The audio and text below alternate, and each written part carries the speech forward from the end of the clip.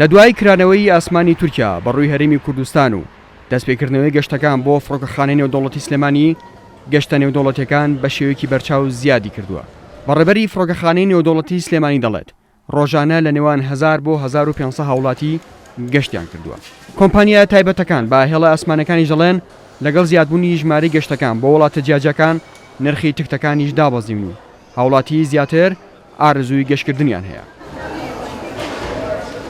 گەشتەکان زیادی کردووە بێگومان دوای کردنەوەی هێڵەکانی ئاسمانی تورکیا و ئاسمانی تورکیا گەشتەکان زیادی کردووە. ئێستا کە وەرزی گەشتکردن و گەڕانەوەی ڕەوەندی کوردی لە ئەوروپا بەڕاستی گەشتەکانەوە زیادی کردووە.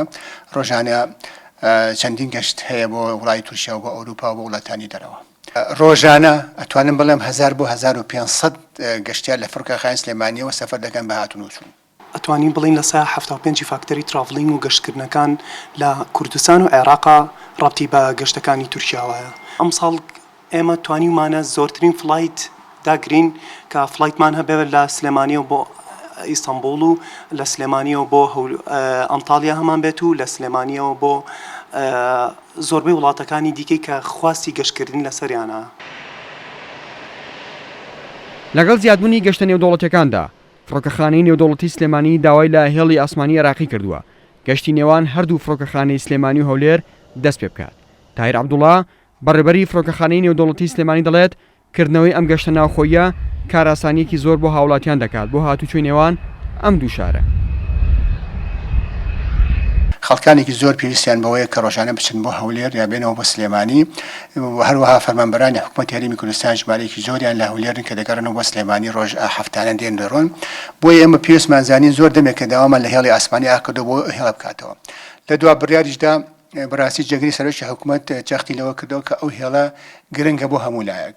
یەکەم ئاسانکاریە بۆ هاوڵاتیان، دووهەم بۆ ئەو فەرمانبەرانە و ئەو شاندانی کە لە هەولێرەوە دێن بۆ سلێمانیان لە سلێمانی دەچێن بۆ هەولێر و بابەتی تریشەیە دابینکردنی سەلامەتی زیاترە بۆ هاوڵاتیان چونکە گواستنەوەی ئاسمانی هەم سەلامەتە هەم کورتترە ماوەکەی.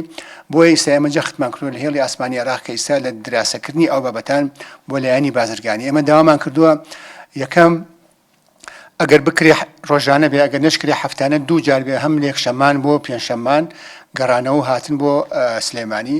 دووهەم نرخی ئەو تکتە بە شێوازێکە کە هاوڵاتیان بتوانن بە ئاسانی ئەو گەشتانە بکەن چونکە ئەگەر تکتەکان گران بێت بێگومان هاوڵاتیان کەمتر سەفەرەکەن بەو هێڵە و ئێستا ئەو بابەتە لەژێ دراسایە.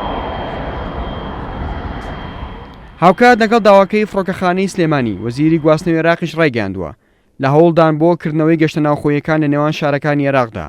ئەوەی جێی تێبینی هاوڵاتیانە لە کاتێکدا کە گەشتە نێودەوڵەتیەکان زیادی کردووە ناکرێت گەشتە ناوخۆییەکان بەم ژمارە کەمە بێت و دەبێت هەوڵی جدی بدرێت بۆ کردنەوەی ئەو گەشتانە لە ناوخۆدا.